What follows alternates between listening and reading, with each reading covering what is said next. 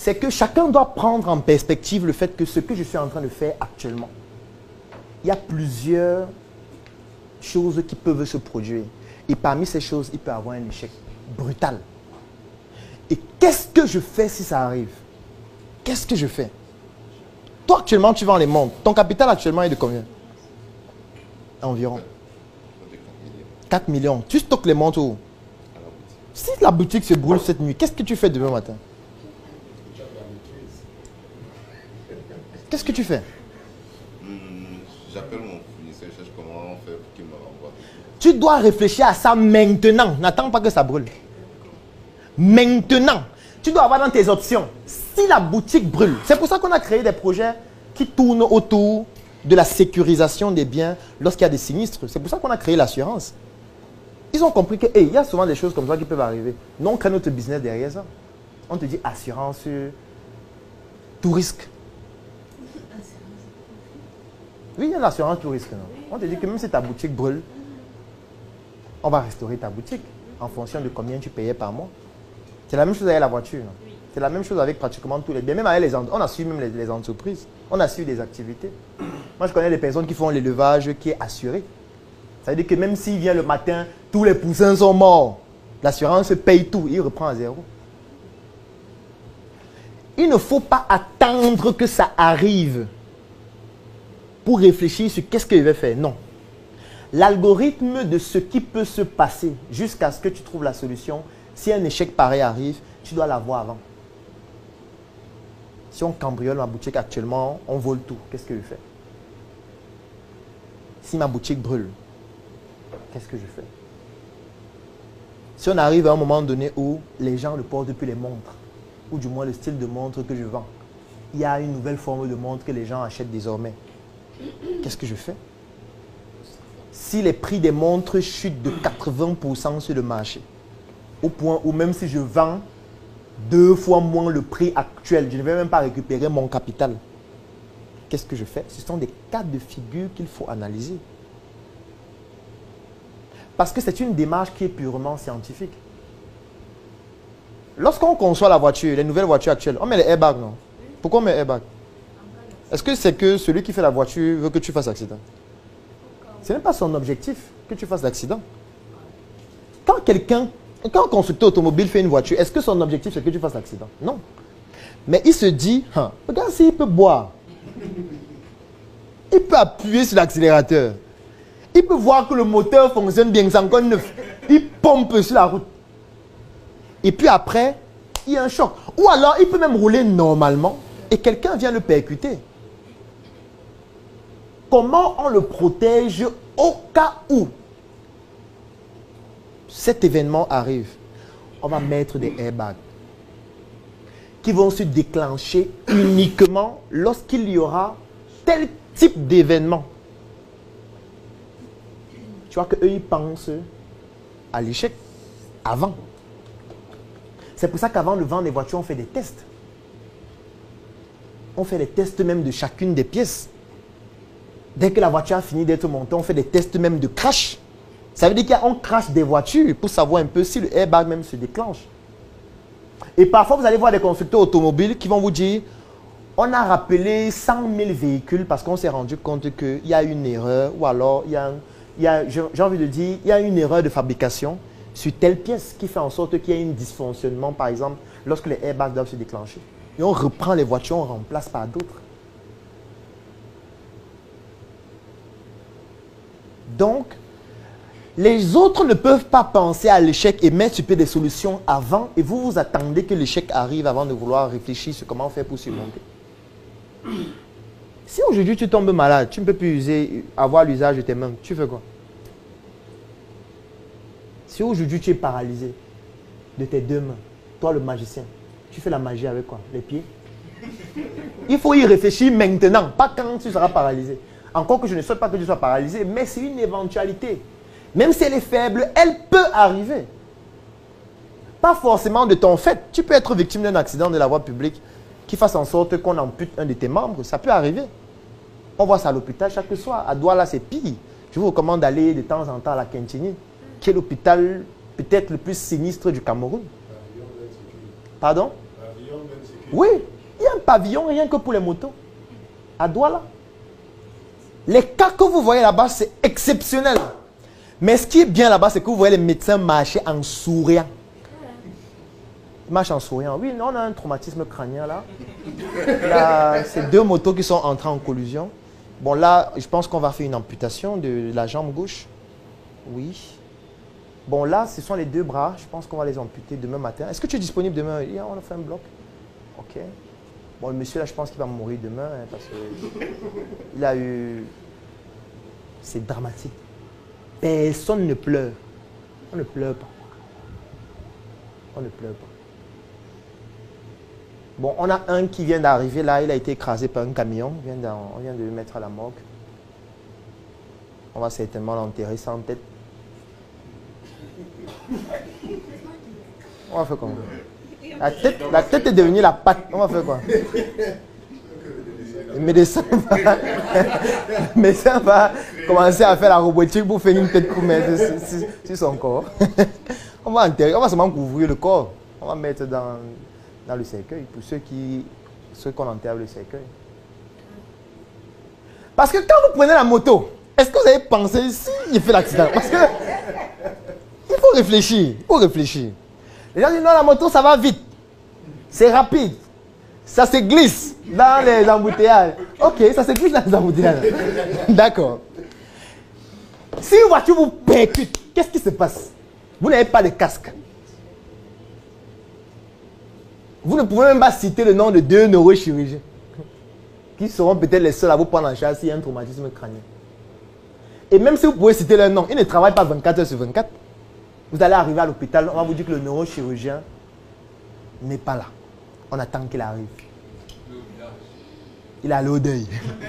Imaginez vous arrivez à l'hôpital, on dit que le neurochirurgien est à l'eau d'œil. On fait quoi? Il va vous opérer sur WhatsApp. Parce que ce que je veux dire, c'est quoi? C'est qu'à un moment donné, il faut s'interroger sur son environnement pour évaluer les risques qui peuvent entraîner un échec chez vous et pour anticiper dessus. Mais les risques sont infinis. Oui, les risques sont infinis. Par contre, il y a des risques mesurables et sur lesquels on peut anticiper. Je ne suis pas en train de dire que vous allez anticiper sur tout. Parce que quand on fabrique un véhicule, on n'anticipe pas sur tout. On anticipe sur certains risques. Mais on sait que si d'autres arrivent, bon, c'est mort. Mais au moins sur ceux qui vont avoir une plus grande probabilité d'arriver, eux, on doit pouvoir sécuriser ça. On doit pouvoir anticiper dessus. Par exemple, le fait que tu tombes malade, ce n'est pas un risque qui est difficile à arriver. Tu peux tomber malade à n'importe quel moment. Tu peux sortir d'ici, tu t'arrêtes là, tu manges un porc mort quelque part. Tu manges, le temps que tu arrives à la maison, tu commences à vomir le sang. C'est possible. Tu as une infection alimentaire chronique, ce qu'on appelle une TIAC. Et qu'est-ce que tu fais? Là, tu commences à être malade sérieusement. Tu es couché à l'hôpital, tu es hospitalisé. On te dit qu'on doit te faire une transfusion sanguine. On cherche le sang, on ne voit pas. Qu'est-ce que tu fais? Tu as l'argent. 200 millions dans ton compte, mais on cherche le sang, on ne voit pas. Tu fais quoi? On va prendre ton argent, on va découper. On écrase, on met un peu d'eau. On met le foléré, on te transfuse ça. C'est ça qu'on va faire. On ne peut pas transformer l'argent en sang. C'est là où tu dois commencer à réfléchir. C'est pour ça, vous ne vous êtes jamais posé la question pourquoi dans toutes les voitures qui conduisent les chefs d'État, il y a toujours des poches de sang. Vous savez ça, non? Dans toutes les voitures qui conduisent les chefs d'État, bon, les chefs d'État sérieux, il y a toujours des poches de sang compatibles pour eux. Toujours. De telle sorte que s'il est victime d'un accident avec la voiture là, et qu'il faut transfuser, on va prendre le sang qui est dans la voiture pour le transfuser. On ne va pas chercher les donneurs que non, il faut faire. Non, non, non, non, non. C'est trop long, ça perd du temps. Quand ils prennent l'avion, il y a leur poche de sang à l'intérieur. Parfois, il y a des blocs à l'intérieur où on peut intervenir urgemment à n'importe quel moment, même dans la voiture. Parce que s'il faut sacrifier 100 personnes pour sauver le chef de l'État, on va sacrifier les 100 personnes. Parce qu'il est plus important que vous. C'est plus important que vous. S'il faut sacrifier 1000 personnes pour sauver le chef de l'État, on va les sacrifier. Non? On va faire comment? Tout le monde anticipe sur l'échec. Pourquoi toi, tu ne veux pas anticiper? Pourquoi? Pourquoi tu investis des millions et tu ne réfléchis pas sur ce qui peut arriver? Si ça se passe mal, et qu'est-ce que tu fais? pourquoi tu attends que ça arrive avant de poser l'action qu'il faut? Peut-être tu ne seras même plus vivant pour poser cette action. Et tu vas laisser ta famille en danger. C'est pour ça que moi je trouve parfois dramatique le fait que vous voyez des hommes d'affaires, qui meurent, et puis leur famille se tiraille pour les biens. Parce qu'on se dit, on va faire le testament qui sera caché. On va donner à un notaire. Et puis on va attendre le jour de la mort. Et quand tu meurs, le notaire va venir avec le document, dire que voilà ce que le père avait dit que quand il meurt, ça va se passer. Mais pourquoi tu attends de mourir avant qu'on sache ce qui va se passer? Il faut le faire au vivant. C'est dommage. Juste parce qu'on n'a pas anticipé sur l'échec. Et l'échec dans ce cas de figure, c'est quand je vais mourir, qu'est-ce qui se passe après? Comment est-ce que je pérennise mes biens après? Toi, par exemple, tu as une boutique. Si quelque chose t'arrive maintenant, qui gère la boutique? Est-ce qu'il y a quelqu'un qui connaît les procédures de la boutique? Est-ce qu'il y a quelqu'un qui connaît les fournisseurs? Est-ce qu'il y a quelqu'un qui connaît vendre? Est-ce qu'il y a quelqu'un qui connaît tes comptes bancaires? Si tu as 2 comptes bancaires où il y a 100 millions, tu mets personne ne connaît, tu sais ce qui va se passer? C'est que la banque va prendre ton argent. Ça arrive tous les jours. Moi, j'ai des amis qui sont gestionnaires de comptes. C'est un des business de la banque. Parce qu'il y a des gens qui ont des comptes bancaires, ils cachent. Ils se disent que non, ma femme ne doit pas savoir, mes familles ne doivent pas savoir. C'est mon argent, attention. Quand tu meurs, on fait quoi? Le gestionnaire de compte est le seul qui sait que tu as un compte. Il attend 1 mois, personne ne vient. 2 mois, personne ne vient. 3 mois, personne ne vient. Il dit que bon, là, on a quand même 100 millions là où personne ne vient depuis 1 an. Il faut faire quelque chose. Il rencontre le responsable de la banque, il discute avec lui, il voit comment le partage va se faire. Et il se partage. Tu vois, on va faire comment? Tu penses que si tu as un problème là maintenant, et puis tu meurs, ne souhaite pas, j'aime toujours prendre le pire. Et que tu avais 2 millions dans ton compte Orange Money, tu étais la seule à avoir le code, qu'est-ce qu'on fait? Il y a une procédure. Qui va faire la procédure? Qui c'est d'abord qui a gagné? On te dit que tu es la seule à savoir le code, tu es la seule à savoir ton solde. Tu meurs, qu'est-ce qu'on fait? Personne ne connaît ce- Ta famille peut même venir, non? Dire qu'elle avait son compte Orange Money, il y avait l'argent. Orange dit que non, il y avait 15 000 avant, à moi, elle a effectué un retrait. Tu fais quoi? Il y a l'historique du compte. Qui donne l'historique? C'est ta famille. Alors, Orange peut dire que dans ton historique, tu as effectué un retrait de 900 000 avant ta mort. Et ils ressortent un message qu'ils ont conçu eux-mêmes. J'ai dit que je connais les gens qui y travaillent. C'est ça qu'on fait. Tu vois qu'on fait quoi? Tu vois qu'on fait quoi? Je veux dire, même si vous témoignez, eux, ils sortent un message qu'ils ont conçu, non? Et le message montre que tu as effectué un retrait. Tu vas faire comment? Tu vas faire comment? On dit que ton solde, c'est 15 000. Et ils prennent 15 000, 2 billets neufs, 1 billet de 10 000, 5 000. On donne à ta famille que voilà ce qu'il y avait dans son compte. On fait quoi? On a perdu, non? C'est fini. Et ça, c'est dans le cas où ta famille savait que tu as un compte qui a de l'argent. S'ils ne savaient pas, c'est mort. L'argent est parti. On va seulement enlever le solde et puis ceux qui savaient, ils vont gérer au calme. Parce qu'on n'a pas anticipé sur l'échec. On n'anticipe pas. Le magicien, si quelque chose t'arrive aujourd'hui, qui continue à faire la magie? Il faut poser cette question. Qui continue la magie? Ou la magie s'arrête? Parce que peut-être au Cameroun actuellement, tu es le seul à pouvoir faire ce que tu fais. Peut-être en Afrique. Peut-être dans le monde entier, tu es le seul, vivant, à pouvoir le faire. Et si tu meurs? Le monde entier perd cette compétence que tu développes depuis près de 25 ans. Depuis ta naissance, même avant que tu ne sois né. C'est un gros drame. On doit même t'éliminer physiquement. Pourquoi?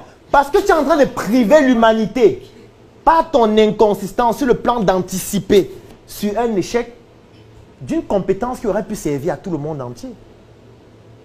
Tu dois réfléchir maintenant. Qu'est-ce que je fais si quelque chose m'arrive pour que cette compétence ne soit pas perdue? Il faut que je la pérennise. Il faut que je permette à d'autres personnes de pouvoir le faire. Il faut que je crée des procédures qui permettent de pouvoir le faire. Il faut que je forme des personnes. C'est à toi maintenant de choisir qui tu vas former, comment ça va se passer, comment ils vont reproduire, comment tu vas les accompagner. Même s'ils ne pourront jamais faire exactement comme toi, mais au moins, ils auront la possibilité de faire quelque chose de similaire. Et de permettre à d'autres personnes de réaliser ta vision qu'on a vue dimanche, que tu n'as pas pu réaliser de ton vivant. Surmonter ces échecs, c'est ça. Ce n'est pas... En 2024, tu as désormais entre les mains le pouvoir de changer ton destin, de changer ta vie. Je sais que tu as des projets. Mais parfois, la chose qui te manque, c'est la visibilité nécessaire pour permettre à ces projets de toucher la cible que tu recherches afin que les réalisations te permettent de te réaliser. Moi aussi, j'ai rencontré les mêmes problèmes, les mêmes difficultés. Il y a de cela pratiquement 10 ans, lorsque je me lançais en entrepreneuriat, j'avais 800 idées par seconde, mais parfois, pour permettre, même ne serait-ce qu'à une seule de ces idées de toucher la cible, je manquais de moyens nécessaires pour pouvoir bénéficier d'une visibilité extraordinaire qui permettrait à mes projets de pouvoir se développer. J'ai trimé, je me suis battu, j'ai échoué, j'ai bouffé des tontines et pratiquement 10 ans après, j'ai tout de même, avec beaucoup de résilience, réussi à réaliser des prouesses extraordinaires et surtout à bâtir une communauté importante. Aujourd'hui, je voudrais te permettre de bénéficier de ce que j'ai réussi à bâtir parce que je sais exactement ce que tu rencontres comme difficulté actuellement. J'ai conçu une offre cette offre comporte une publication de ton projet sur ma page Facebook Dr Claudel Nombissier qui fait plus de 700 000 abonnés. 2 formations dont l'une s'appelle Générer des prospects en ligne et hors ligne pour te permettre de pouvoir trouver des clients. Et comme je sais que pour trouver des clients, tu vas faire face à des objections du style « ça coûte trop cher, ça ne m'intéresse pas, j'ai déjà un produit ou un service dont je suis satisfait », tu bénéficies aussi d'une 2e formation vidéo dont le thème c'est l'art de gérer les objections de tes clients.